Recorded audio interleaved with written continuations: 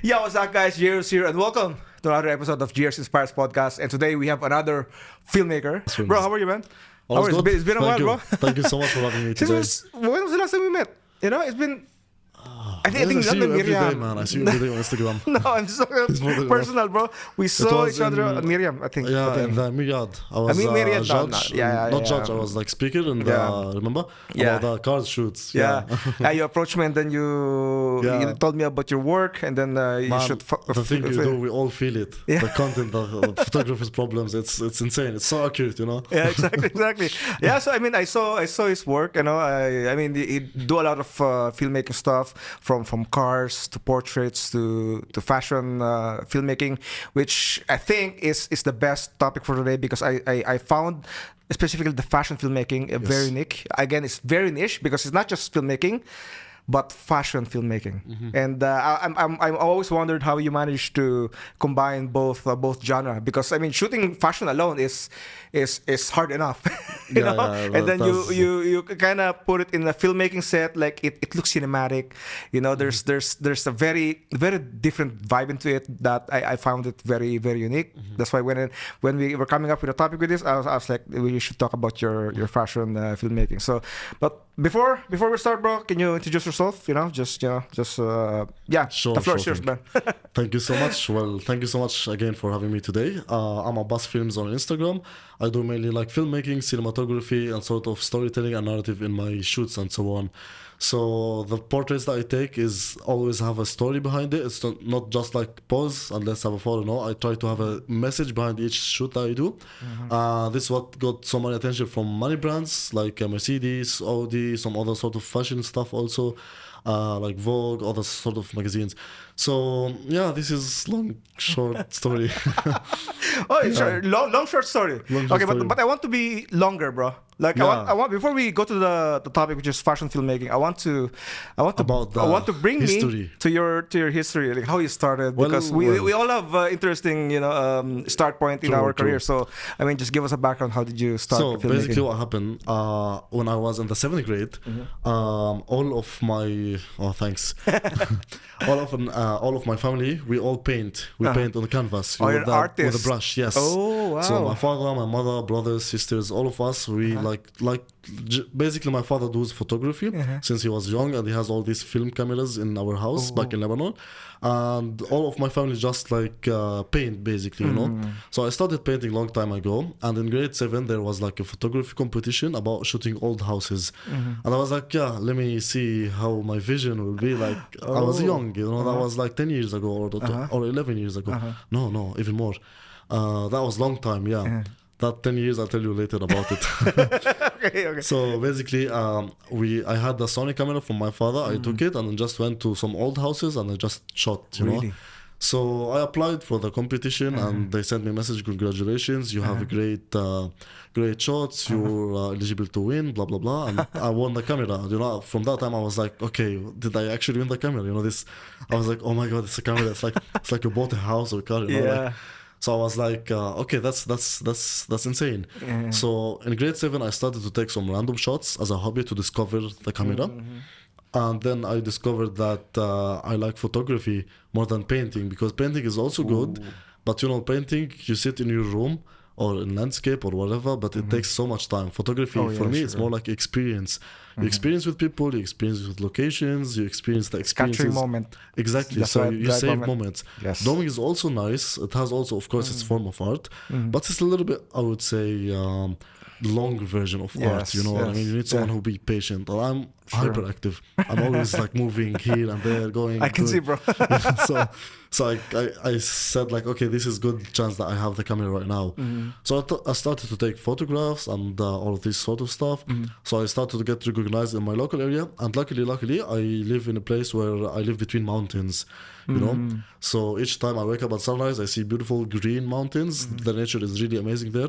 So I live in village side, not city, so I was surrounded with beautiful nature, you know. Wow. So each time sunrise, I grab my camera, I wake up my older brother because he drive. I didn't have driving license, and he was like, oh, come on, So I just wake him, we go up both together to the mountain, sunrise.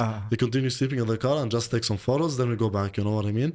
But then later with time and change things. And then what happened basically after that, I wasn't very successful in school in terms of physics and math. It's just not my thing much, honestly. It's two different things than what I usually do.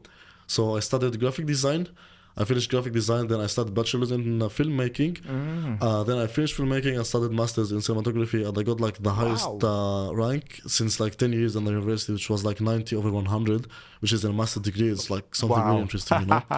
So in my bachelor's degree, I shot like short films that went into festivals. Then I got accepted in the master's, and in master's, luckily, I mean, it's not luckily that we had COVID that time, but I just came to my mind, I need to travel. So I traveled to Dubai without telling my university about that I'm outside the country, you know. So each time they say you have to attend the classes, I say, no, I just met someone had corona, I had to COVID, I had to stay in the house. So you're still studying? No, I finished. Back then. I finished already? Okay. So you went to Dubai to just travel? Yeah, I went to Dubai while I'm studying Master 2. That was 3 years ago. Okay. 3 years ago. So while I was studying online, each time I go online, I was working in a studio and so on, and I just like have the headset, doing editing photos, and my professor next to me doing the lectures. So after that, I shot a short movie, which thankfully went to like many festivals, like more than 16 countries in Europe, America, Australia, and some around the region here and so on. So I still did not publish it yet because it's still ongoing on festivals. And then after that, I found myself that I really love photography. I really love storytelling, and because I found it something that you can express yourself, you know. Like now, if I tell you, look at this sunset, for you look, okay, that's nice sun, I see. But what if you shot it in a way with, let's say, a model or a character, not a model, and this character is giving you an emotion that each time you see this photo, you will feel something. This is where I stop in my photography, you know. This is where I focus on this part. Not only the view itself or the model, how beautiful they are or not. Everyone has a character at the end, you know. So I focus much on the story and, of course, in the fashion and so on. So this is how we should say long story now. Somehow. You know, I'm surprised that you have a proper background, like you studied actual filmmaking course, you know, which is not pretty common these days, because a lot of filmmakers or videographers, you know, they don't have a background like me. I never studied officially, though I studied a short film course, you know, here in Dubai, but I didn't took like a bachelor course, which I wish I did, you know, but I didn't get a chance, you know. But yeah, that's very surprising. I didn't thought of that. Well, look, the thing is, from what I experienced in this throughout all the years, university will open your eyes to many things that yourself later will discover during the sets and during your real life trying, you know. Because basically, if a course takes you 2 days in the university, they will make it 1 month. So from my perspective, I feel university more for like connections and to break up this barrier and I need to study filming, you know. But as a learner, you learn basics, but the rest, honestly, everything I know from not university, I would say from real life trying, real life experiences. I want to pause you on that because I want to go back to that topic because I want to make it. I want to focus on universities and school for filmmaking. So I want to go back. So you're from Lebanon. Yes. Bro, Lebanon is beautiful. You know what? I'll tell you a funny story because I was. Because I growing up in the Philippines and Philippines, man, it's heaven right now. We grew up with Western media, right? And then when I figure. Lebanon in my mind is always like you know what's media, right? You know, like it's always like war or crisis, you know. And then I had one friend who who traveled to Lebanon and posted stories, and I was like, "Where's this? Is this US? Is this Europe? No, man, it's Lebanon." Yeah. What? there's like mountains and even snow and waterfalls. It's like, bruh. I think Lebanon is one of the rare countries that you can do ski.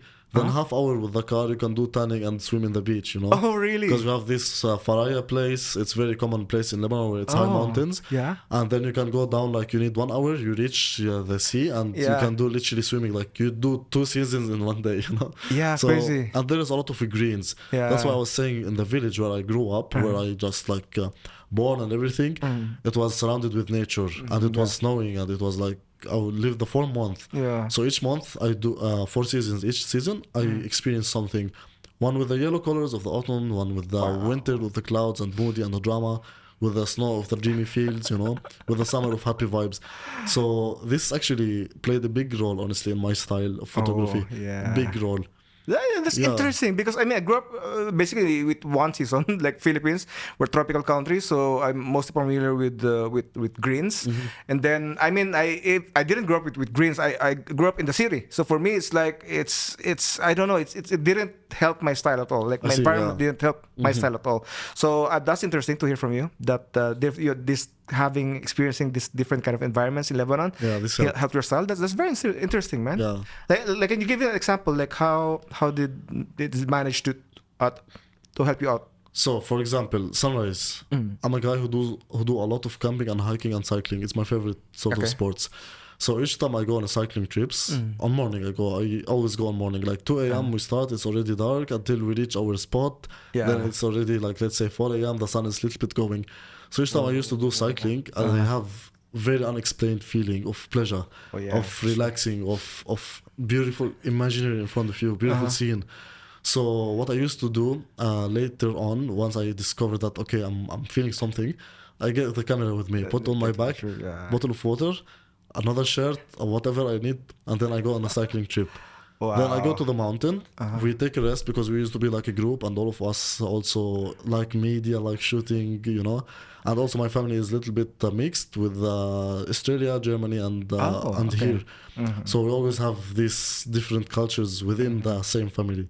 So the thing is, I used to go on sunrise, I grab my camera, take shots for the bikes, take shots for the scene, try to take this cinematic feel, then I go edit and post on Instagram. Here we have it on my other account. I don't know if you have it, but it's Abbas twice. So basically Abbas twice because my name is Abbas, my family name is Abbas. So okay, so Abbas twice. It makes sense. Abbas twice. Let me follow you later. Yeah. So that account, I mean, in general, I was so inspired by this sort of scenes. And many times I go with my friend. When it's light training, it's cloud. We sit under a tree and we have this small wood. We put fire. We put the homemade coffee. It's like coffee on wood, and it's so tasty. You know, you feel sometimes it's very bad taste, but because we did it and it's homemade, we say like, oh, it's really interesting. You know, so these type of feelings, memories, I would say, moments. Think about it. Now I remember them very well, but also sometimes I have some shots for these. Whenever I take a look at this photo, I just go back through a lot of memories from that time. I remember the laughs of my friend. I remember the moments that I used to go. I remember the sun when it goes down. Oh, I have to go back to the house because sometimes there's wild animals. You know, these sort of things. So each time I look at this, it brings more of a sense of nostalgia, I would say. So I try to do this mainly in my portraits. Of course, nostalgia doesn't always mean that sadness. No, I have misunderstood about this topic specifically. When I ask for someone, or like someone asks me, hey, I want to do dramatic photos, but I don't want them to be sad. Drama doesn't have to be sad, you know? Like nostalgia doesn't have to be sad. You can be laughing like crazy. You can be having great memories. Now we are sitting here, we're creating memories, you know? So it could be this way. So seeing sunset, remembering this type of memories, reflecting this on the models that I shoot in their eyes, and the way how they look at the sunset, the glare in their eyes, the shine on their nose, the face, lips, hair, whatever. All just brings back, all these elements brings back a little bit more of trigger in me, which this reflect on some others. Because all of us, we have memories, we have like this sort of stuff, you know? Not only because of me, but from my perspective, an artist should give something from his heart, not only from the outside. So if I'm giving something from my heart, other people will see it. Other people will feel it, not only see it, you know? So this is one of main points how I got inspired. Not to mention the rain, because sometimes also I used to do hikes and cycling, and it's raining so much, and I put this nylon shirt on top of me, you know, and that one is just, I go like, I can barely open my eyes with the glasses because I have to clean it each time. But these type of memories bring me more to shoot under the rain, which opened a new door of storytelling. Under the rain, more shadows, more mystery, more drama, more storytelling. Think about it this way, you know what I mean? So this for example helped a lot. I want to go back to, I mean, that's basically what photography is all about, the capturing moments. Exactly. You know, that's what I mean. See, even though we do film, like we do video, you do film, like there's still something about photography, man. Even though it's just one picture, I believe that photography is more powerful than film, than video. Like, you know, it holds so much. You know, you have to tell a story with a photo. Yeah. Exactly. It's way harder to tell a story. But when you manage to tell a story with a single picture, man, that's all it takes, bro. You can see so many stories behind you, man. Exactly. Well Exactly. Even though this was just random pictures, but still, these are the pictures that I captured throughout my career shooting in Dubai. That's interesting. But yeah, I admire that kind of perspective, like your environment, you know, help you in your filmmaking somehow.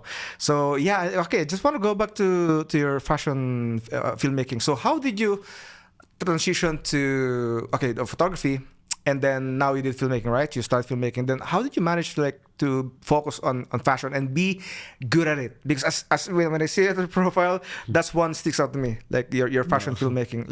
Like how did it start, bro?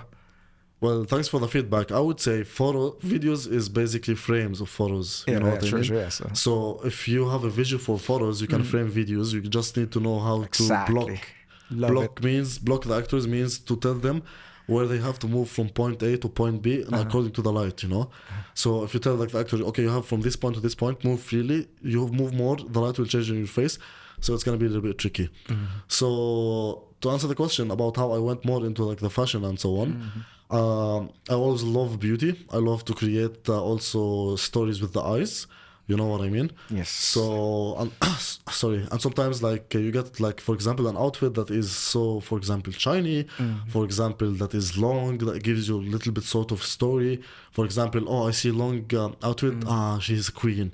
I see one with the sparks, oh, she's fairy tale story came from where, you know. So try to see things in just a little bit different perspective, I would say, you know. Try to see things more like as it is or as you feel. Sometimes you might say, okay, I feel a little bit, but it could be a little bit childish, like anime or something. No, man, just if you see something, just try to do it, you know. Yeah. Because this will help you to make the story. For example, I shot short fashion scene in the Queen Elizabeth ship. Ship, yes. Yes. So basically for that one, it was for the outfit, but also I was focusing more about the story, which is like the lady, she's on a ship and she's just like remembering something happened to her and now she's more powerful. And what is this? She's wearing something black. Black is solid is powerful. She's also has this texture around it, and it has in the shoulder, which is like support, you know what I mean? So think about it in a different way. I would say make it as a human. Think about the outfit as a human. So if this outfit is red, it could be like beautiful, sexy, whatever, you know what I mean? If it's black, it could be solid, strong. Think about it. And it's very, very important point is to study the color theory, because this boosted a lot the storytelling. Because, for example, if I'm shooting somewhere in a red area, which is Queen Elizabeth Hollow stairs, this place is all red. Red is danger at some point, you know, danger and also love and also like beauty, I would say, you know. And she's wearing dark, and the story mainly about how she went from her bad person and now she's getting better and now she's a stronger woman and so on. Okay. So we shot the outfit in a way that is already showing her stories with according to the nature and the model herself, you know. So to summarize it up, I would say make it as a human, the outfit. You know what I mean? Sure. So yeah. So you're saying that you should think the clothes or the dress as part of the story, right? Or yes, like from my perspective, yes. Humanize it. Is it this correct word? Yeah, make it like a human. Like imagine it as part of the cast. Yes, you know? yes. Okay, so let's say there is a woman who is sharp with a guy who has long beard and so on. That's a nice tip. But they're wearing something that is off. Off, I don't know, like it could be, for example, sleeping pajama or whatever you want to call it, or whatever. It will feel off. Myself, I wouldn't shoot it this way. I'll just tell them that, guys, the outfit does not fit the story or the location does not fit the story. Either I have to change one of these. But I don't just go and shoot, because if you just go, basically you will take the shots, you will have good content, but it's somehow a waste of the story and time. You know what I mean? Specifically, sometimes actually it happens to me when a client approached me and they want some sort of story, they saw it somewhere on my page or somewhere, or somewhere on the internet, or they go like, we need something like this. All right. So I go like, I understand what is the value they give through the product outfit, what is something special about it, so we can focus on it and so on. And then we try to create story according to that, but not all of them are open to this sort of stuff. True. You know what I mean? Yeah. Some of them are a little bit hesitant to change or to try new things. But here it's come a little bit challenging, but like some people go with it, some people they don't, but then later they come back or they just don't because they don't want to try new things, and that's normal, you know? Yeah. Because as you said before, it's here in Dubai a little bit more like commercial vibe than actually filmmaking. People focus a lot on commercials, not much of a filmmaking and storytelling. So yeah, I would say this sort of stuff. You know, a lot of filmmakers neglect the wardrobe. You know, that's one of the reasons why sets hire a wardrobe designer or artist. You know, and is this something that you try to focus on? Like when you're on a set, you're directing, you're planning. Like, do you hire someone to work on the wardrobe, or you're the one who's actually deciding or planning what the models should wear, or well, to answer this, it depends on the project itself, you know, because if it's a huge project, one hand can't clap, so you need a crew. Sure. So if it's a big project, I usually go with a director. He's basically in Lebanon.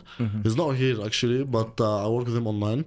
And if it's a little bit smaller scale shoots, like somehow these fashion shoots, I tell them what to wear basically, you know, and I choose with the model. Like I can show you something on my phone later on. The model just go to the store, let's say Zara or whatever. She just take this outfit. She sent me like 5 outfits. It takes like 1 hour. And she sent me. Then I choose which one I need. You approve on the... approve. That's good. She doesn't get if I don't approve, you know. Okay. Because honestly, I'm very... not picky, but I mean... Because you're putting effort on the time, on the story, on the location, on the light, on everything that you're putting story to. So why you're putting effort? So why don't we just use this little bit more effort and just getting the time for the outfits? So I had a shoot this Sunday, but I didn't do it because the outfit is not ready, you know. The location is ready, the model, the story. Wow. But the model didn't have time to get the outfit, you know. And I totally understand. And I also didn't have the time. So I was like, yeah, it's fine, we can postpone, you know. So if the outfit doesn't match or you don't have the right outfit, you might as well just cancel the shoot, right? I would say I postpone it because it's really, really important. Oh my God, man. it's a cast. It's a cast and a video. Oh my God, that's so. And fashion, what is all about? That's interesting. Yeah, exactly. Right. It's fashion is like, you know, about what you wear. Outfits, Yeah, exactly. About what you wear, about the character, that makes all so this much sort of sense. stuff. So from my perspective, yes, it's very important. Yeah. Like everything like makeup, hairstyle, locations, model herself. I mean, the outfit is the main thing also. So there's so many things to think about, you know. Also, you need to something that I took from university, and I see it sometimes on music videos or films mainly, is that you build the character before you go shoot. For example, let's say, oh hey, let's go and shoot on mountains. Let's go shoot something with a boat, you know. Okay, it's nice. You go in the boat, me and you. You're the model. You went in the boat, and you're just surfing, tired, whatever. But okay, what's next? You know. So before I go to any shoot, even in fashion, any shoot, I make a background story for the character. Okay, who is this guy? I'm in the frame. What's his background story? What is he doing in his life? Why he ended up in a boat? Why I'm shooting this boat? Yeah. So if you think about it this way, you'll find yourself, you have already key points to focus on your storytelling in the photos or the video, film, whatever, you know? So, okay, this guy, maybe he crossed the seas, he reached, let's say, Dubai, he saw back the city, he was super happy. So in the storytelling, you will show me happiness on your face and so on.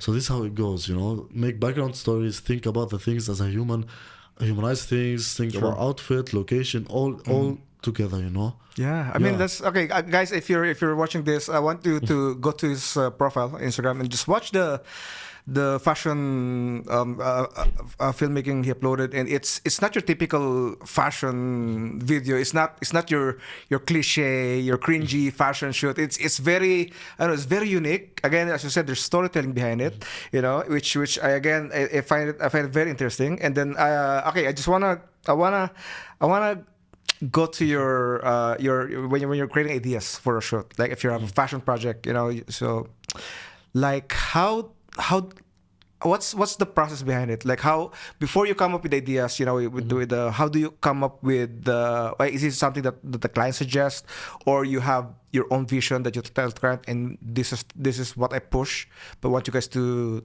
do with this project? Or how does it goes, man? Like So basically, of course, at the end, it's the client outfits. You know, if there's like a brand came to me or something, I can't tell her, no, you have to do this way. No.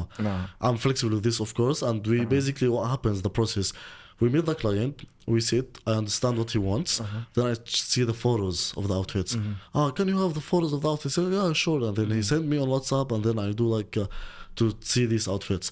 For example, some outfits, the colors could be hot colors, could be cold colors, could be black and white, could be soft, could have a strass, could have like, you know what I mean? So many texture, elements, colors, even the length. If it's short, you can't shoot poses like when it's long.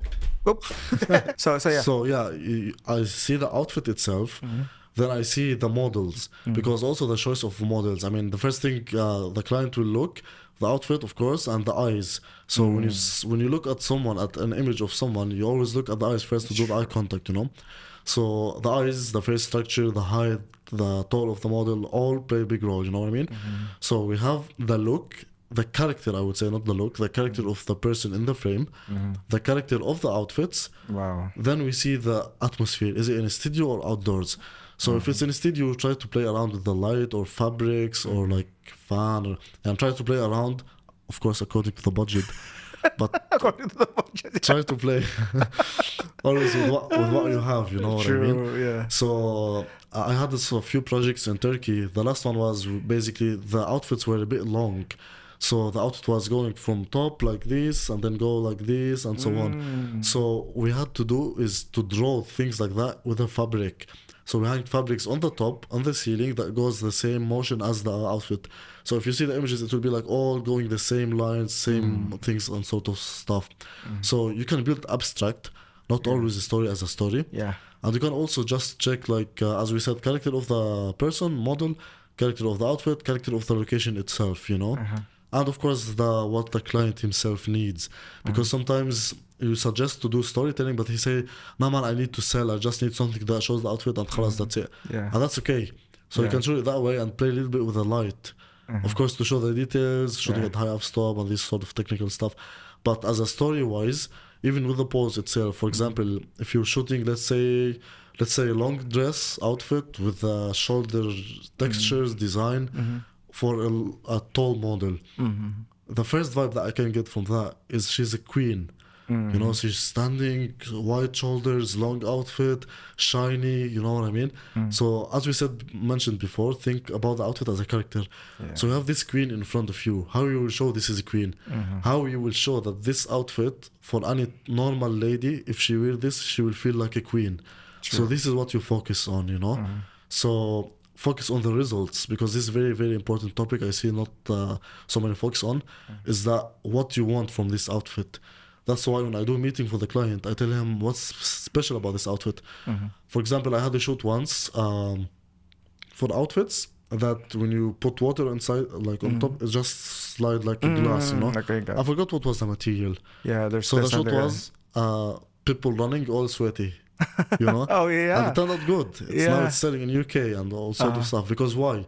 Because when you buy a t-shirt that doesn't absorb this is the use for it. Yeah. You can walk under the rain, you can do sport of it, and you're not gonna get sweaty in it, you know? So ask the character of the outfit, what does it show? What is the result? So if I wear this, what I will feel? You know what I mean? Yeah. And this accordingly you will build the story around this point. Yeah. Yeah. I mean, very, very interesting. Thank you for bringing me to your workflow, man. Yeah, I mean, because again, when you see his work, you know, it's not your very typical fashion shoot. There's always something interesting. It could be by your lighting or your background or your effects, you know. So now I want to touch on the locations, because as I've said, your videos are not very typical.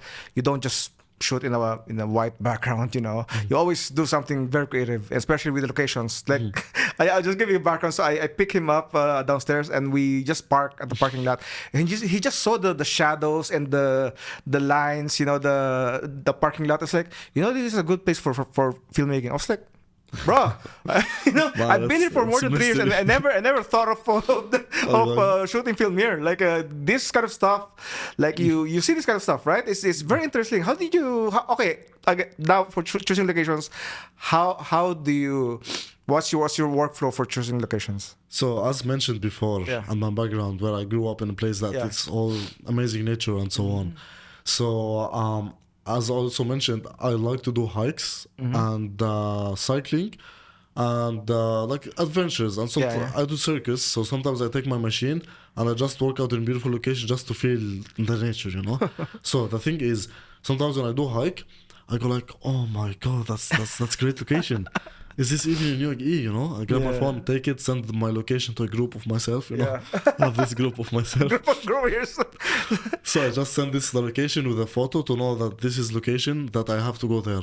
After I finish my hike, I start to search for car route because some of them we discovered a little bit deep and not easy to bring a model with outfit inside. You know, it's a little bit challenging. So I search for hiking trail, for car trail, and then I just like try to discover also some places that are not very common. And like I do a lot of road trips. Each weekend I just drive. I like driving, so I just go from Dubai all the way to Fujairah, Khorfakan, Kalba, just to look up for locations. And then go down. No, it's a road trip. I go with my friends. We drink karak on the road, and but if you found something interesting, you save it, take pictures. This is the thing. Wow. So I would say location scouting, but more of a road trip. Yeah. So we just drive, no location. I mean, no ending point. We just drive. Yeah, just drive. Khalas, whatever we reach. So we drive, and sometimes I see like start of hiking trail, or I see like small road that is for off-road cars. My car, unfortunately, it's not slow. So what I do, I park, and guys, yalla, let's see what's inside. So many times it happened that one time it happened is I went to a place like this, just a random off-road. I parked my car, I went inside, and then I saw a jeep, police. He was like, you have to get out or I'll fine you, and your car is outside, it's not allowed. And he started to shout, and not to shout, but he started, because we were far, he's like, on the amplifier, you have to go outside or 10,000 dirham fine. No, I was like, no way, bro. I was like, I look at my friends, I was like, guys, I think we're in a private place that we should not be in, you know. So I was like, okay, let's go back. And I had my bag somewhere far because I put my bag, we went to take some photos, then I wanted to get my bag. So he saw me getting back more forward to get my bag, and he panicked. He was like, I'm telling you to go back and you're coming in. He started to take photographs of my car plate. I was like, no man, take it easy. So did you get it fine? No, because good. What happened, I went back and one of my friends went to pick up the thing. And I told her, Assalamu alaikum, wa alaikum assalam, how are you, brother? Sorry for this. It turned out to be it's closed area for private. Okay, got it. You have to be careful, but at some point also I say, like, if there is a sign or something that shows, that will be much easier for us. But anyways, the concept is just, if you see a road between mountains and you say, oh, that looks normal, this is where you have to go there. This is where you have to see, because if a road just randomly, just like created randomly, it means that it leads to somewhere hidden. Because most of these areas that I shoot in are just discovered by camping and by hiking. Wow. You know? Wow. So I had a shoot once for a film for a Saudi writer. It's not ready yet, but the location is really stunning, because how I discovered that, I was doing camping. You know, we go like 10 p.m, we put our camps, and then everything is dark. When I wake up, I was like, holy, what's this? You know, I discovered that there was next to me a bunch of trees, and it's very hard to tell because that time was clouds, so the moon was not lighting there, you know. So you can see, but not details, you know what I mean? So at the morning when I saw everything, I saw like big trees, and I was like, khalas, I need to go inside. So I just went inside with a bicycle. I had my bicycle in the car, and then I went inside to discover, and turned out to be massive lake in Hatta Oman borders. Really? It's a very big lake. So I shot there many times, and I went camping many times there, and oh my god. And it's like this. It goes more of a hike. So you're saying to discover places, of course you have to be out there to explore, right? Yes, you know, and then not from internet. Yeah, and it's not. I mean, you went out not to find locations, but eventually you're finding locations because you're kind of trained. Yes. You're kind of trained to look for interesting spots, right? Yeah. I mean, sometimes we go location scouting, but my cousin, he's also a photographer, so we go each time on Friday. Sure, mom, what are you doing? Yalla, let's go on road trip. Yalla, we just call our friends, 3 of us, 4 of us, and we just go ride. Yeah, sometimes it's actually better that you go to the place without even looking for it. Like sometimes it's you find something. It's better to find something without looking for it, right? This is the thing. This would make it. One of my interesting projects that I shot with Mercedes-Benz, basically. Sorry. So the location for Mercedes-Benz, I discovered it by very mistake. Like it was so random. So basically how we discovered it, we went, I was doing hiking, you know, then we went back and I had one shot in my mind that I want to shoot for myself and so on, but the location wasn't perfect. So I have my car, my cousin has his own car, and we were driving back home to Sharjah, and I was like pissed off that I did not take the shot I want. Then my cousin, oh look, there's a small cliff, let's go there and shoot it. It has a good view. So I was like, yeah, we went there. It turned out under it, there is one tree in the middle, and this tree is surrounded by mountains. So I looked at this one tree alone. Then I thought one car alone, you know, it's like balance, contrast, and there's mountains. No trees, only one. So I was like, that's a good spot. I took photo, and then I landed this Mercedes project, and then I took the car there, and I came back after 1 month to check the location after the flood. It was all water. Oh my God. And only the tree going up it's like a full lake, only one tree from the middle. Oh wow. And there is mountains. So can you imagine how amazing is this? So it all by chance, by mistake. Yeah. Not mistake because we're aiming to find these locations, but by chance, random. You see some locations that are really good, you know. And it's always recommended to go with a car that you know that is fine. If it's and it's always the fun part of filmmaking, you know. So adventures. Adventures. You know, I remember I'm not sure it was you. I went to a desert in Abu Dhabi, and I stumbled upon like not garbage, but abandoned kind of outpost or houses. And then I think you're the one who texted me. Like, where's this location? You were with your friend shooting. Yes, I was there. We're there to shoot Milky Way, and then we saw this abandoned spot. Took pictures, and you're the one who texted me, where's this location, you know? And then unfortunately I don't have the GPS spot, but I describe you the but you see, this is example of how things you can find them randomly, you know. My best places for photo shoots are just randomly discovered. You know, it's just like yalla hike, we go walk. Explore. Yeah. I had a hike 3 weeks ago. It was very dangerous because I got stuck on a cliff and it was raining in Ras Al Khaimah. So I decided I just want to go inside for like 5 hours between like 3 mountains. And then a big cloud came, it started to rain and rocks falling from top. It was very dangerous. Unfortunately, I have a few videos, but later we speak about this. I survived thankfully. But the thing is, I discovered so much unique places. But I have only one problem to go there. So if I want to go there, I need a model who is willing to walk 3 hours. Because can you imagine 3 hours, bro? Like this. From the parking to the location. Wow. The thing is, not easy because it's all uphills, downhills, uphills. It's like around 4 mountains we crossed. More than, Wow. So it was insane experience. But the thing is, I discovered Old Town. Can you imagine? I'm not joke. I discovered Old Town. It's like small houses and old graveyard and old farm. I was in shock. I was like, holy, this is you see only in movies. And it feels that there's small scouts, I think, for old animals. And you go like, no way. This means that this place no one touched since years, you know? Was it in the Fujairah or no? In highest peak on Ras Al Khaimah. So you go to the highest, you know, the gate on Ras Al Khaimah, the gate where it opens to go to Ras Al. Before the gate, you park your car and you go downhill around 3 mountains towards Oman. So we discovered that place and I was like very in shock, you know. I was like, is this here? And I never saw anyone shot this. You know, so for me, I wanted to shoot, but you know, the place is. I get dizzy when I look down. It's very like a cliff, you know, like 90. So it's they quite dangerous, man. It is dangerous. I wouldn't say no. It is dangerous, but I always try to look where I'm stepping, which is very important. Just put the proper shoes, If you get dizzy, don't look down. Drink water, say hydrate. You know, this sort of basics. But this is the problem. It's nice and everything. But how you get the client there? Sure, like how you get the outfits? You might go you and the model, but who will carry the 4 or 5 big heavy dresses? You know, and they might ask us that can we find similar somewhere nearby? You know, no, you can't. This whole thing, And, oops, one outfit fell down. Oops, it's only free. We don't have insurance. Sorry. So the thing is, you can really find great stuff with these adventures. I mean, we live in a big world. The country is big, so many big places. Just go discover. Rather than just going to the beach each weekend, go to the mountains, go to the places where it's not very common.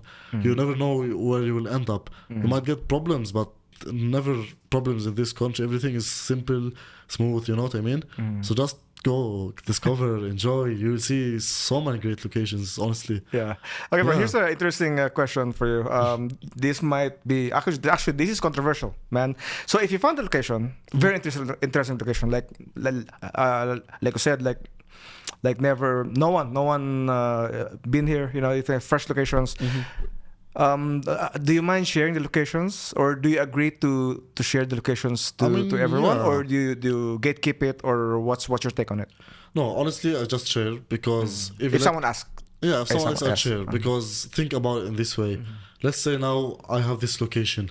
And I just keep it a secret. Okay, now what? I shot once, twice. It's getting boring, you know what I mean? Yeah. Or let's say you ask me about the location. Okay, I'll share it to you. If you go there and shoot, you won't have the same vision as I do. You will have your own style, I'll have my own style. You know what I mean? Okay. So, okay, you want the location, take it, discover it, but don't throw trash or ruin it.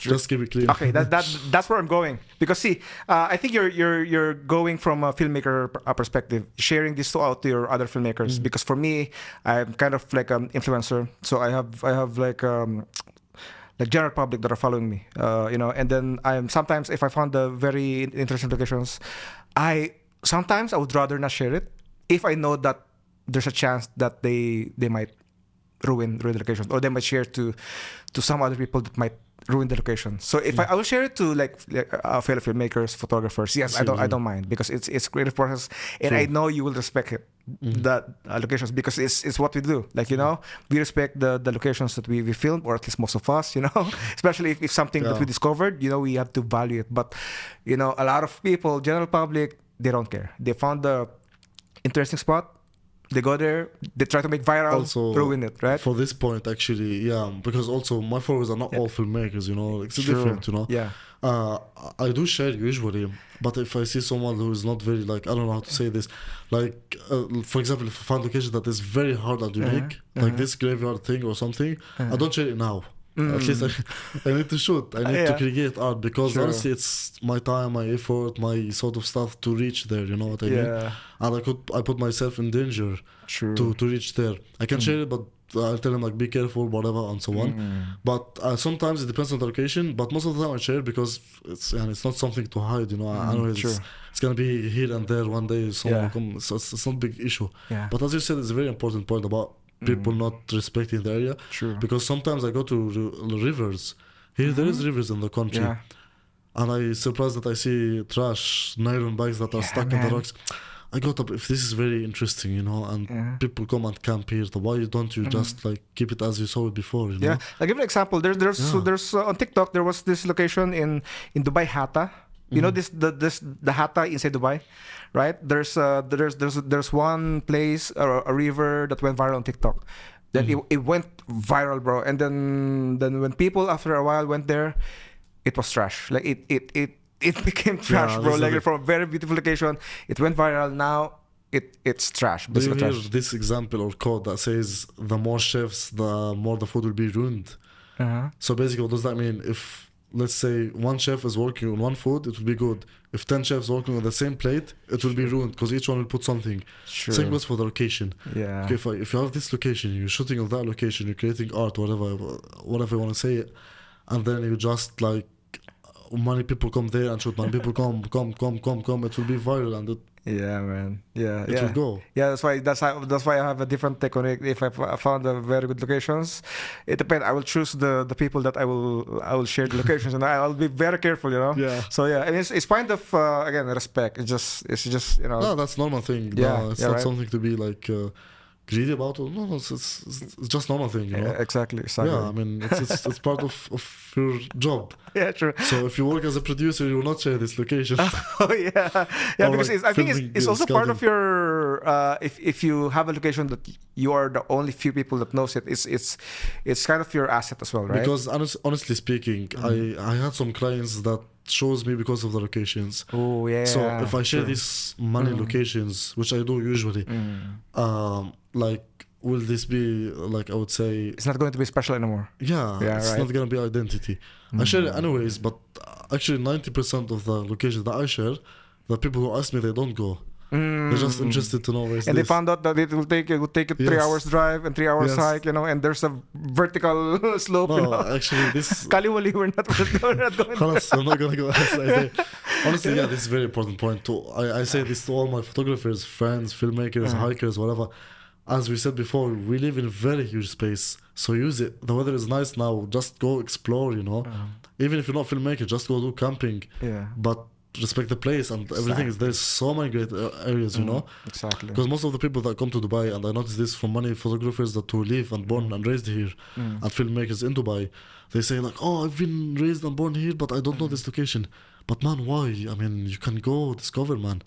You if I can do it, anyone can do it. I'm not doing anything special. Just out of curiosity, I'm walking here and there, and like this is where it starts. This is where it starts, as you said, somehow identity and so on. Because as you said previously about my locations, which is unique, so this is good point for me that someone is seeing it that way. You know what I mean? Yes, that's true. So this means that at some point it's not something that you see daily, which makes it more interesting. True. Again, it's not cliche. Like whenever I see your videos, like, where's this location, man? It feels like it's not even in UAE. It's like it's not like your typical downtown or a desert or it's you always find very interesting backgrounds. Like you see in this hallway. Like you took a picture. I was like, bro, I've been here for more than 3 years and I never took a picture of my hallway. I'll show to you one day. We'll show together. Well, we'll see because it's owned by the Max. I'm not sure if they will allow it. Very risky, but low key. Exactly. I mean, okay. So thank you for giving us insight about your location scouting. Now let's go to can we go to talk about business? Let's do it. Okay. Okay. So this is the scary part. So again, because this is very niche, right? It's a very niche kind of genre. So it's not just filmmaking, but fashion filmmaking. Now how about landing clients? Because of course, I mean, not a lot of people will have this kind of power to attract fashion brands to collaborate or pay them to create a project, a video for them. So how do you manage to land this kind of brands? Well, there is many ways. Let's start with the two main ways. First way, word of mouth. Oh, I know this guy, his style is like more storytelling, so you see that this client is interested in this. Second way, which is mostly common, which is Instagram. So people see my work and so on. I had many times that clients come to me and say, we saw your unique style and we want exactly the same feel. Not the same photos, they say the same feel or same stories, the thing you do. And here I go like maximum creative with them, because if they see it this way, then this means that they like your style. And also they're expecting something to be that way, That's good. So you can't disappoint anyone. So, but on the other hand, I do have some clients which are a little bit tricky to deal with, I had one of my biggest clients, I don't want to say names, but we had just a little bit, they were not happy with the project because they expected something to be very normal. Cliche, yes, Dubai vibe. And it turned out to be like a TVC. Knowing that everything was approved before the shoot, I sent the mood board, the storyboard, coloring how it will be, everything was approved, and then they say, no, it's too TVC, you want it more like a reel. It's the surprise that everything was approved pre-hand. Then I go, like, guys, anything happened? Did you change your managers? Did anything happen? Because what I received from your emails, what is approved, we did 8 meetings because it's a huge client. They paid, everything is fine, but they said like it's not what we want. Then if this is not what you want, why you come to me and tell me I need this style? Just tell me from the beginning I need this sort of reel. So to go back to the question, which is how to lead more of these people, sometimes they come to you. Some clients don't know what they want. Like, I see, I want just great photos, but what is great to you? What do you mean by great? Some clients, they are good in business and everything, but they don't know, for example, how to explain this, and that's normal. So I try to give them examples. Okay, I shot this, for example, fashion, take a look. If you want, I can make you this style, which has this character to the image and to the feel. So let's go more something not very typical. Let's create shadows, because I have this concept, unfortunately, in Dubai, it happens a lot with my clients also. Oh, we see shadows on my face. Like, that's fine. It's okay. Shadows, you're not plain wall, It's okay to have depth. So I explain it to them, because that's normal for some people, they don't know these. This, I would call it technical. These small things that they don't see. Maybe with me and you, we see it because we do this, we work on this. But some people don't understand this. Like shooting shadow side, like we talk about. See, the camera's on the shadow side, which create depth, exactly. you know. Yeah. It's not just like this straight, it will be different. Yeah. So the thing is, some clients would love to create art, but they don't know how to explain it, or they are afraid to try new things. Here, where's my part or your part to come and create something that is more like to explain, to make them understand what is this vibe. Yeah, true. You know what I mean? Yeah. So I go like, okay, guys, this is what I mean with shadows. This is what I mean with shooting with a story. This is what I mean with creating depth. Because this for us is very common. We use it every day. But for the client who's shooting his outfits, he won't know what do you mean when you told him depth. Like, what do you mean depth? Okay. Then I explain to him, your background is a little bit darker, so you have your subject pop up in the frame, and you have contrast, so it's not blended with the background. You know, this sort of technical stuff I explain to him, with showing him some of my old work. And I would say 90% of them, they just go there. You know what I mean? The other 10%, they're just a little bit, I would say from my experience, they're hesitant to try new stuff. They're good, but they say, we're already paying high amount. We're just scared. What if? This is what if. It scares them. Yeah. What if it didn't go well? But then you can give it a try in a shorter, smaller project, for example. But I mean, if you think about it, why did they hire you in the first place? This is my... right? Yeah, exactly. Like, they saw your profile, they saw your work, and you said you sent mood board. And why were they complaining that, you know, they don't like the feel or the look? Like, come on. This is something I ask myself sometimes, because some clients approach me and they want something very just normal. Yeah. And they saw, as you said, my portfolio, my style, my everything. So I ask myself, okay, you approached me, you're most welcome, but why? Yeah, right. You know what I mean? But apparently what I understood, most of them, they go because of, they like the framing more than the style itself of the editing. They like that I do know a lot of models, locations, and if my frames are good, whatever, and so on.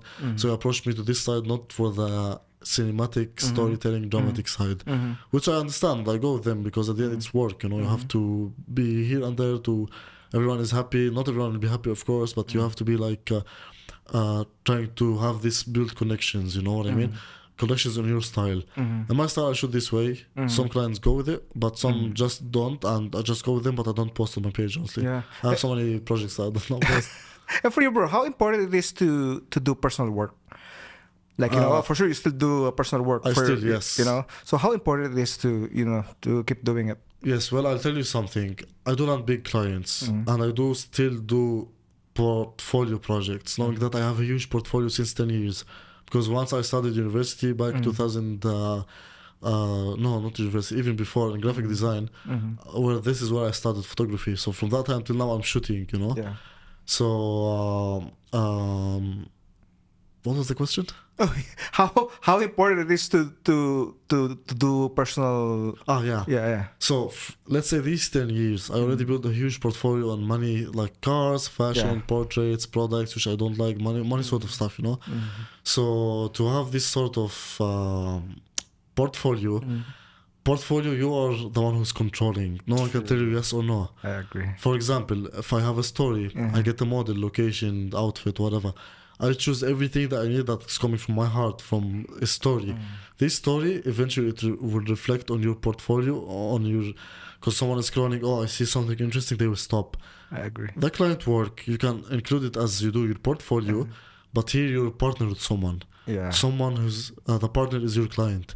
You have your opinion, he has his opinion, and you can't say no. Sure. Because at the end, I respect he's paying his money and time and whatever to put all the effort to create the content that he needs. So if I go just as I want, it's not going to be something good for both of us, you know? So I respect this. So khalas, if you want it, I approach him through my style, my directing, and see his approach, how he would like or not. So to build a portfolio, for example, people come speak to me about a shoot. Like I had a client, I saw this shoot, you shot a lady in this video I shot for a lady. It was shot just randomly, it was 40 degrees, and it was shot in greenery area here. And that's personal, right? Yeah, it's personal project. Okay. She was here in Dubai, and I saw her by chance on Explore. She has beautiful eyes, and I was like, okay, let me create something with nostalgia and sun glare and whatever. So I shot this, and this went viral on my page, and I landed many clients from this project itself. People say, oh, this is nice, great fashion shoot, we need something like this. Let's take the same project, but with a client. What if the client told me, nah, man, there is some shadows in the eyes. I don't just like the fact that this face is shadows. I want it flat. This will break somehow the feel that I'm trying to create. And the feel is something psychologically, you don't feel it. I mean, you can't say it. If you go and watch sunset, you have mixed feelings that are hard to explain, you know? It's just something that goes inside you unconsciously, whatever the word is. You know what I mean? So this is where it goes in your portfolio or in your collaboration, your art, your portfolio. You can go extreme to what you need people to see you, the image people want to see you. Then after that, you post it on your page, you boost it. This is what I do. I do a personal project, then I post it on my page, I boost it, I land clients from that project. Why? Because it's perfect in their vision. It's something interesting. And the client vision, he's expected to do something like this. So he saw this, he saw example, he will be more excited to deep in this style. He will have this style, I'll get more clients from him, from his friends. And that's how it goes, word of mouth. Exactly. And that's how it goes to build portfolio and style as a collaboration. That's so many people have this mistake. I would call it a sort of mistake. Oh, I'm a photographer now. I'm too good to have collabs. No, man, just chill. Just chill. It's okay to, if you have a friend, you have a story, just go shoot it. What's wrong with that? Yeah. It's your time, her time. You know, it's okay to, because you're an artist. If you're a photographer, content creator, okay, don't take collabs. It's fine. But if you want to take art will not feed you, as they say, but it will feed you if you know how to market it properly. You know what I mean? You can make a lot of money through art, but you just need to know how to approach this thing. Build a good portfolio. You have time. Just go shoot. It's fine. It's not like, they used me. I'm shooting. No. Take things positive. You know what I mean? Here's something that, I mean, coming from my personal experience, like shooting for for 15, more than 15 years, I strongly believe that personal projects are much stronger than your actual job, you know. So that's why in my profile you will never see me upload the client projects. For me, it's always personal, because again, as you said, you have full control, you have the full creativity, you know. And just for me, you know, I always get hired because of my personal projects. See, you know? this is the thing, because people see the best. True. Yeah, exactly. You know, and I see a lot of, especially beginners. It's very common in a lot of beginners. They upload their work on Instagram, which I don't blame. I don't blame them if they want to use it as a substitute for your website. But it's still important for you to create personal work. Yes, right. You know, it's you because don't have again, to post anything you see. Exactly. No. Client projects, sometimes they post their interior shots. The next time they will put their fashion, their portraits. It's just work, man. I mean, then the thing is on social media, people they don't care about your work. Let's be honest. True. On Instagram, on social media, they don't care about your work, right? They just care, I want to be this, about themselves. Exactly, it's about yourself. Exactly. So on social media, you have to post different. Either you post something inspirational, something motivational, or something that you're very unique at, or you're very good at. Again, which is personal project. You know, should always do personal project. Even today, like even right now, for shooting for so many years, I still do a lot of personal project. Even my travel job, it's still personal, you know. And I get hired for them. It's coming from here, exactly. You know, exactly. I think there's a difference between artists and just doing it for work, for money. Regarding this point, I also struggle sometimes with this. I'm not a content creator as much as I'm an artist, and it's little bit tricky and hard to balance between both. Okay, I do content creation, of course I create content and everything, but I try to go artistic in this. Sure. And sometimes you have to blend. For example, if sometimes I shoot like cinematic. What I mean by cinematic, the ratio is 16:9 or 2:3:5, just like widescreen, beautiful scenery in front of you. Then you put on Instagram, oh, it doesn't get reach. Exactly, because it's It's tiny like- print, bro. It's like very small line over here or whatever, you know. I was guilty with that, you know, like a beginning of social media. Yeah. I remember those borders, especially during Vimeo time. Yeah, yeah. No, that Vimeo is very Yeah. common to put these borders, and then when transition to Instagram portraits, it's pretty much useless now, you That's know. the thing, and if this small tiny thing, if you zoom it in to be to full up the screen and so on, Tiny, so bro. you will lose all this wide screen.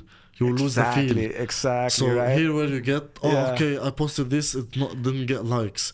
That's Oh, where I yeah. decided that, okay, I can create content, but try to have it as trendy as possible, but respecting the type of art and the fields that I do. So Sure. I decided simply just to rotate the video.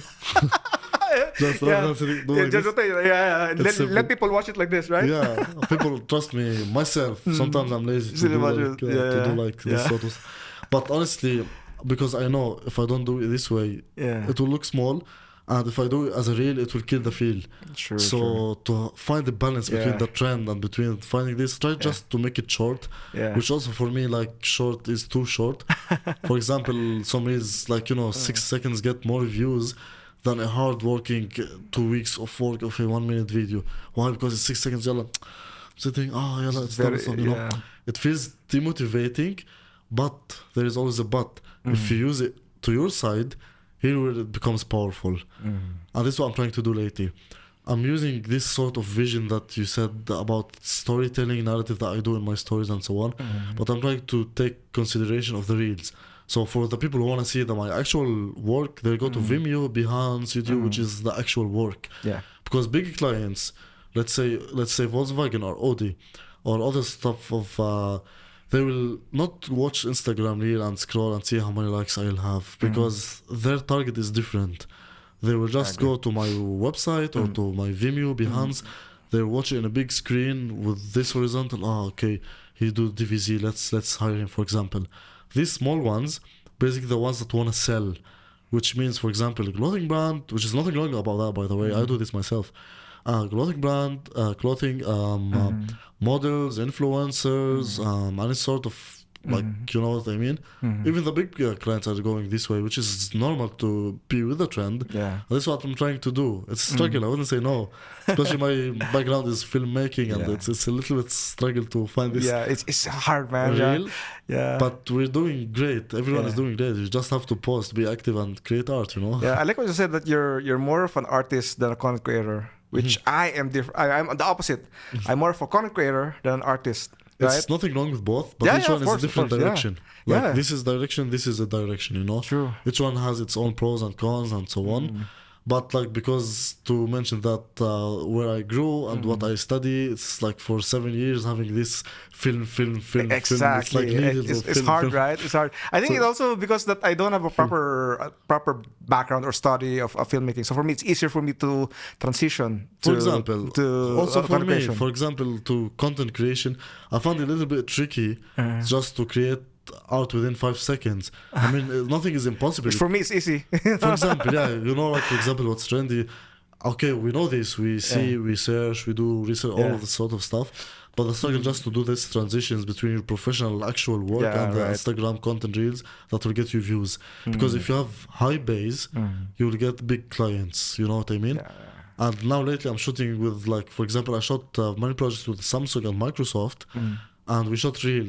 25 seconds of vertical. I hold the camera vertical. It's a huge company, Samsung, man. You're shooting for Microsoft also. It's very huge.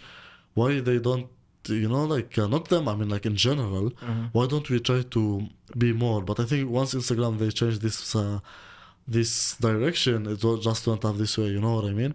But anyways, I still enjoy creating reels, honestly, because myself, sometimes I can't be bothered to watch long one unless I'm searching for something very professional. But it's okay to create both. Sure. To balance between the art with the short form vertical reels. It's working well, but you just need to know how to tweak it. Yeah, it's something that I believe that all filmmakers should adapt at least. Like Exactly, a lot adapt, of especially the old generations, they struggle to adapt to recent trend, like Reels and TikTok. I know a lot of filmmakers that I personally, they're my friends, but I see them struggling with current trends, you know, which is something that you have to take if you want to be relevant, you know, especially in the near future. You have to adapt. This is what we're doing. I'm not saying that you let go of your artistic style, but you have to somehow integrate your artistic feel to the recent trends, you know. What I'm doing basically to have balance between both. Sure. Whenever I have a shoot that is vertical, I just shoot horizontal, 4:2 10-bit, which is high bitrate, high quality. Yeah. And then I crop it vertical, okay? So the vertical version, anyways, on Instagram you can't post 4K because Instagram will do automatic compression, so it will mess up your quality. Sure. So from that 4K timeline, I crop it a little bit, I lose these wides on the screen, and the quality is still noticeable. It's still very good because the bitrate is high already. Yeah. So I have this horizontal one for my Behance, Vimeo, and this sort of professional use, and the reels for the Instagram social media. Tada, we're creating balance now. Yeah, well, I mean, that's something that it's working, honestly. Yeah. Sure. Okay, bro. Let's talk about. Let's talk about gears. Okay. I know a lot of filmmakers loves to hear this topic. Yeah. Even though I know I'm shooting Canon, you're into Sony, but I mean, why not? You know. So let's bro, just give us the rundown of what gears do you use on your filmmaking projects. Well, again, it depends on how scale the project is. But my on-to-go camera that is always with me, even with big projects, is FX3.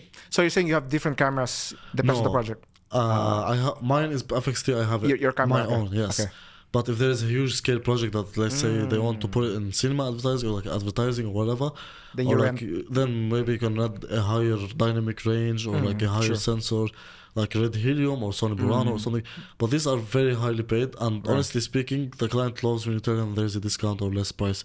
So also FX cameras or even Canon, Nikon, all the new cameras now, they have like a very good sensor, you know. Yeah, sure. So this sensor is more than enough for YouTube, for Instagram Reels, you know. Because now you can shoot with the phone, you get so many views than with the camera, you know. Exactly. So to what I use basically, I use my FX3 and my 35mm and anamorphic lenses sometimes, which is Siri or Blazar, depends on which is available. I don't own them, so I rent sometimes. And so my main one, FX3, a 35mm f1.4, and a dream filter. Which is Black Promise, which makes all the highlights a little bit dreamy. And this helps me a lot to create the feel that I want in my images and visuals, you know? Wow. So this is my on-to-go gear. Ronin I use, of course, but not always. Of course, also depends on what you're shooting. If you want something smooth or whatever, rather than just shooting something handheld, you know, it has a feel, you know what I mean? So yeah, it's my gear are minimal. I don't use much gear, honestly, because I focus a lot on the pre-production, like location, model, outfits, whatever. The gear I just keep it last thing I think about, because from my perspective, even if you have like Alexa and the location is not suitable with the outfit and the model is not giving the proper acting, whatever, like what's else? You get beautiful crisp image with high dynamic range, but you're not gonna post this because it doesn't, you know. So keep focus. I see this actually a very huge problem with misunderstood with the new photographers, and I have it also, and I think you went to this. Everyone went to this. It's like, I have to buy this camera and this lens because if I bought this, I'll be the best photographer. Man, invest in knowledge, not gear. True. If you know how to position your lights, if you know how to do narrative, let's skip narrative part, let's talk about content creation. If you know how to put the lights, if you know how to do like some sort of short quick content with the proper compositions, like transitions and all sort of stuff, it will not matter if you're shooting Canon or Nikon, full frame, crop camera, because even the client himself doesn't know most of these. It's only for us we know it. Only it's satisfaction when I'm shooting Sony Burano than it's FX6 or FX3, you know. It's satisfaction, and it's just of course, I mean, dynamic range, follow focus, this, of course, we can't say it doesn't do any job. Of course, it's a huge role. Like these new cameras in low light, it's insane with the eye autofocus. This makes much work easier. But I'm just saying, don't let this be your main focus. Invest in knowledge, not in gear. Because once you have the knowledge, you will be more unique in the market.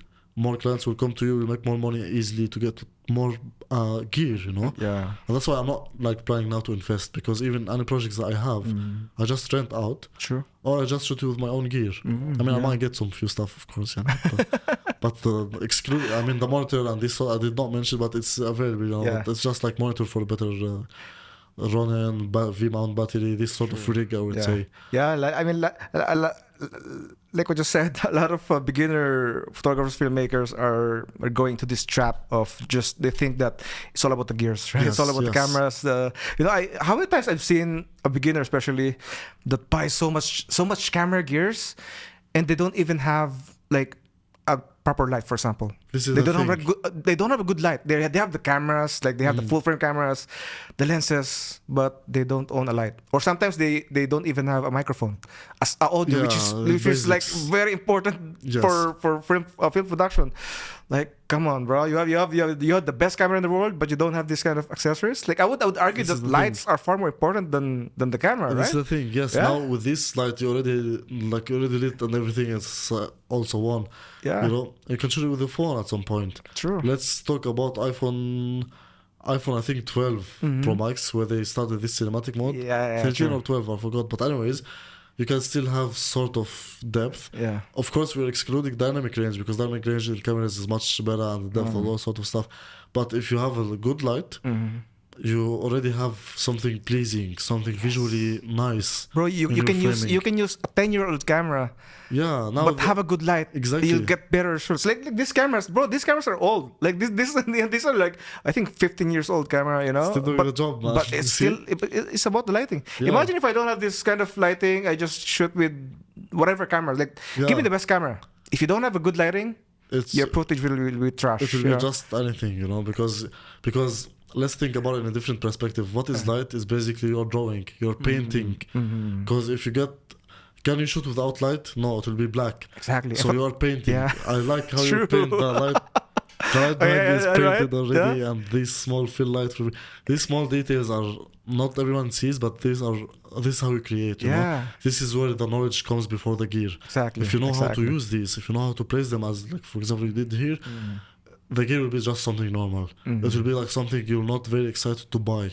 That's what's happening to me right now, because once I understood that it's not about the camera, it's more about knowledge, that's why I didn't get much excited to invest much in gear, because I don't need the macro lens, I don't need 70-100 to shoot with all this compression. You know, it depends on your use also. I'm not saying that the gear are not important. Of course, like if you have the proper gear, everything will be good. But if you have the knowledge, you will know what gear to get, so you don't burn your pocket and your mental health, and you know what I mean? I'm actually surprised that you mentioned only one lens. Yeah, I only have this one. 35 millimeter. Wow. I was like, really? Yeah, everything I shot. Also the anamorphic, the focal length is 35. But the 35 basically still gives you more wide. It's like 24. 35 on full frame, right? 35 anamorphic is basically it shoots square, and then later you squeeze. So you'll have equivalent of 24, I think, something like this. Okay. So yeah. Wow. About the light, for example, at the knowledge, I focus a lot on the catch light on the eyes. You see this light? Yeah, exactly. Now we're seeing. Because as we mentioned before, the first thing you look at is the eyes of someone you're speaking to, or you're watching his photos or whatever. So if I have this catch light with a bit, let's say, glowy or whatever, this will be very important. So if, let's say, you don't know this small thing, and you get very perfect camera, you will not get the same feeling as when you lit it properly, you know? It doesn't matter how good your camera is, you know, if you don't know how to light your subject, man. Yeah, they just like invest in knowledge. You have good knowledge in lights and everything. The most important thing, also invest in business knowledge, because photography is not only art. It's always lovely to create passion projects, but at the end we have to work, we have to make earnings from this. Pay the bills. Pay the bills, diva, whatever.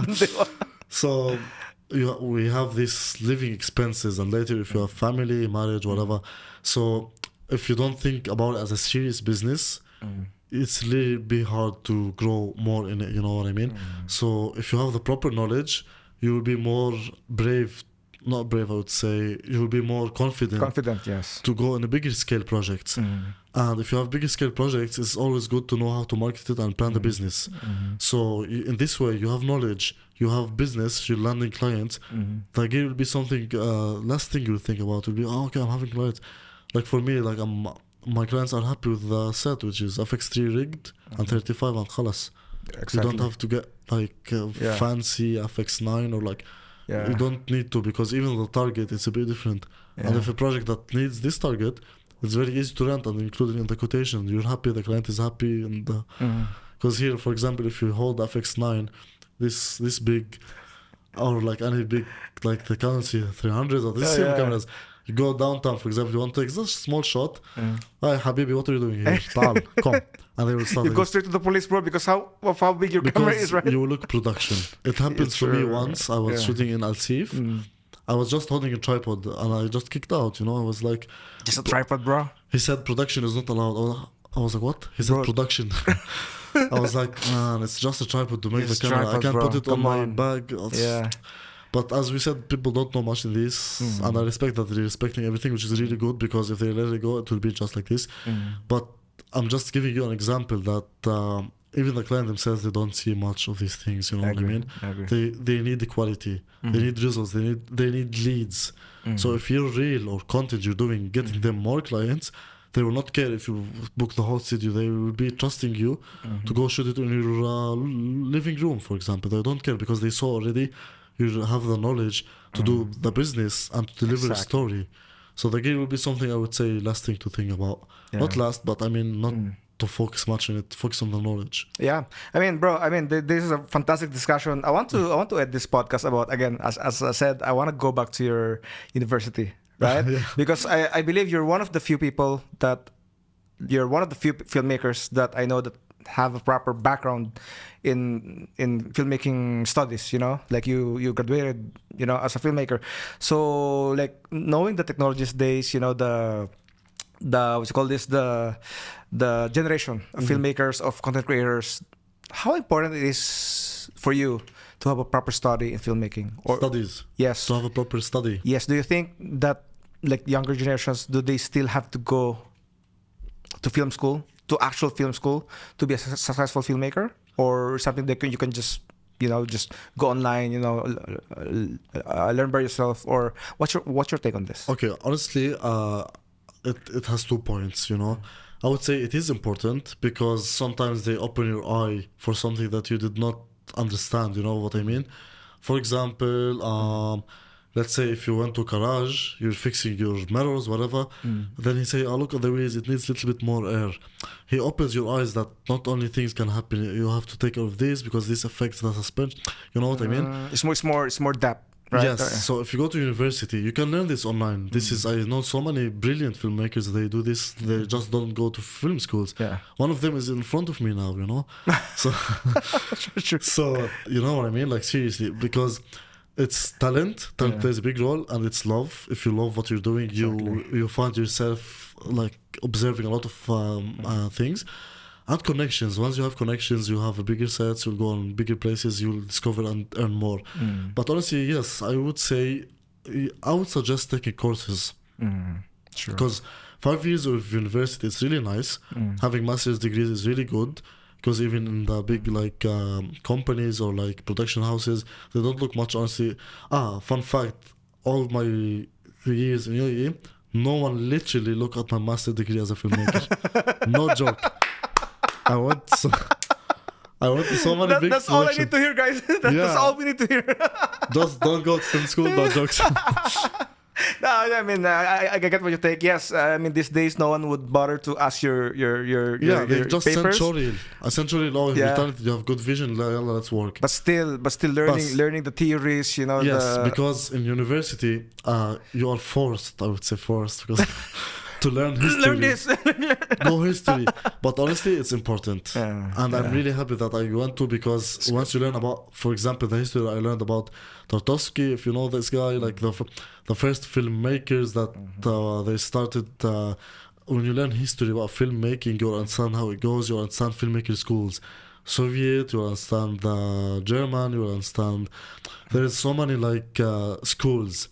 Schools, what do I mean by this? It's like styles of shootings, you know what I mean? Yeah. Like you'll understand why from the old, why the style from old days, when they shoot black and white, everything you see shadows here, why?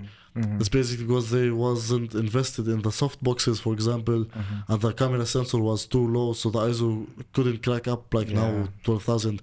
So the ISO was like 50, and they have to put very strong harsh light. So you see these small details. Once you understand it, you will open your mind to many things. You will open your mind to things that, okay, this makes sense now. I understand why this and this and this. So I'll use it this and this and this. So you will have more of things go like this. But of course, I mean, university at the end, it's long years. So you're about to laugh. You want me to say don't go to university? It's long years. I recommend it. I mean, if you're young, because honestly speaking, think about it also in a different, very important perspective. If you like filmmaking and you're studying, let's say, nurse or accounting, you won't have time to breathe this passion. So you will feel always that there is stuck. Regret. Yes, you will feel regret, and you feel stuck here. Like, this weekend I have exams for nurse. I can't shoot, or like after 1 month. Got it. If you love it, just go filmmaking, because the projects, the exams are, you have to go and shoot. This is where this is what you love. What you love doing, so basically, you're not studying. You're having fun. Little bit stressful fun, but you're having fun, and you're just, like learning. And because of course, let's be honest, as I said before, they open your eyes for something that you will not go and search for it. How you will know that there is something called, for example, catchlight, if you didn't see it by chance on the internet? How you will know something about actors blocking if they did not tell you about it? They tell you the general, and you later on go and search, make tests in real life. And directing, scripting, like there's so many more things, right? Even the light, like how to properly set up lights, and the grip, the grip guys. There's different, guys. There's, I mean, let's go to the filmmaker. There are people that their sole job is to basically set up lights, right? Exactly. Right? You have or graphers, follow focus, grips, follow focus. If you want to go really deep inside it, you have like the AC, you have assistants, directors, grip, key grip, lighting. Not everyone's cameraman, bro. Not everyone's using cameras, and filmmaking is totally there are hundreds of people, far from this, Like in my short film that I shot and so on, we were like a huge crew. Each one has his own role. Someone called script boy, which takes care of the script. Someone in production takes care of the food and the arrivals and whatever. So it's not like about holding camera and just shoot. So if you really want to go deep inside it, go for film school. I really recommend it, but don't just depend on the film school. You went there, they tell you, for example, no examples now, but they tell like just say this pen can write, and then they don't show you that it can shade, it can be erased. You have to yourself experience this. So they tell you, okay, the camera can shoot, these are the basics, this is how to put negative fill, key light, and so on. But when you go on a set, you have to move yourself to look how to use this. For example, in sun condition, the sun is your key light, for example. Why not using it as a backlight? Reflect something, bounce softer. You have to experience this. You don't learn much in university, but you open your mind and eyes to how these are possibly done, And of course, as you said, there's script writing. You learn how to do scripting, coloring, editing. So you'll be like a general for everything. And then later in master degrees, you choose which one to. Yes. So how my flow was, I started graphic design because I like designing. I finished this, and then I went into filmmaking. And in the filmmaking, it was 3 years bachelor's. The first year we studied acting, so we were forced to act. Oh, you started also acting? Oh, yes, the acting, how to control your voice, how to look confident, this sort of stuff. And this honestly helped me, because whenever I'm shooting a character or someone, I know how to tell him to have a deep voice, or like something when you talk like from here, or like, you know what I mean? Or like I tell him how to look confident, or like this sort of actor stuff, you know what I mean? So if you have a background on everything, you at least, because let's be honest, if you're a filmmaker or content creator, at least you should know basics of audio, you should know the basics of light, even though if it's not something that you like. Myself, I don't like much writing. I have someone, the guy I told you, the Lebanese guy, he's always writes, he wrote for Mercedes, his name is Muhammad Eidi, is also like, we're always on the work together for all the brands, short movies he always write, and I always shoot. So because I know it's not my direction. Yeah. It's not something that I enjoy much, honestly. So I just give it to someone who is specified in this. But I know how it is done. I learned this. Okay, I know in general. I know what's happening around you. It's not like you're just walking off. You know this and this and this, but your niche or your direction is this. So after you learn these 3 years, first year you do like theater. The second 2 years you go more onto like general filmmaking, which you learn audio, scripting, all of this sort of stuff. And then after you get the degree, you have the master, you can choose which one you want specifically. So I chose specifically cinematography, not even directing or script writing. I just chose how to shoot. And it's quite nice. And then COVID happened. I didn't take much from university because COVID happened. We did not attend any class. Can you imagine? The whole university here online. Oh, yeah. And most of the time the doctors, they're like, just khalas yalla, whatever, you have to shoot. Because anyways, masters is basically, you need to shoot. It's not like writing or theory, you know? So all my projects were shooting and I love it. So I was shooting something that I love. And I was super excited, and there is this competition between your colleagues. It makes it more fun, you know? More fun to challenge. Of course. Yeah, this is how it goes. University is good, to summarize it. It's long. Yes, it takes some time. But honestly... Expensive too. Expensive, yeah. Let's not talk about money here anymore. Try to get scholarship if possible. So, we have long. Also, it's okay, it's long. At least you're not studying something and you have regret, like, oh, I need to do this, but I don't have to. At least you're doing something that you love. You'll be creative at that point. It will open your eyes to things. It will create connections. And it will make you, like, sometimes the doctors help to go into festivals to make you even more bigger and bigger connections with the events they do and so on. If you're a solo filmmaker, it's also nice because you have no rules. But I find a little bit, I mean, I don't find it because I didn't try it, but I see it from my colleagues. Sometimes some terms or some like sort of directions, it's a little bit, I would say, you have to know it. And yeah, that's it. If you love it, I would say YOLO, we only live once, just go for it. Don't think twice, you know? Yeah. If you love it, if you love something, you will be good at it. And they say if you love your work, you will never work a day. That's true. So whenever I go to any shoot, I'm not working. I'm just doing something that I love, you know. Bro, thank you so much, guys. I mean, I've learned so much for you just by speaking to you for like 40 minutes or so. I learned so much, especially filmmaking. I mean, this kind of insights. I mean, again, this is what I like about my podcast. It's not just about my guest, but it's all about me. Like I'm learning a lot. You know, it's a give and take. I have experience. It's exactly. Like we take and give. You know, it's always interesting. And again, it's in the podcast. Like it's only like 40 minutes to 1 hour, but the knowledge that you get from this kind of conversation, which is I'm lovely. Always amazed. You know, I every guest that I invite here, I always learn something from them. That's interesting. Then later you have all our secrets. And well, thank you so much. Keep creating amazing work. Keep telling amazing stories, and keep discovering more amazing places. And don't forget to share to me, all right? On the list. Thank you so much, bro. Thank you so much Abbas, for having me. Guys, follow these guys. Abbas Film. Bro, thank you so much. Thanks so much.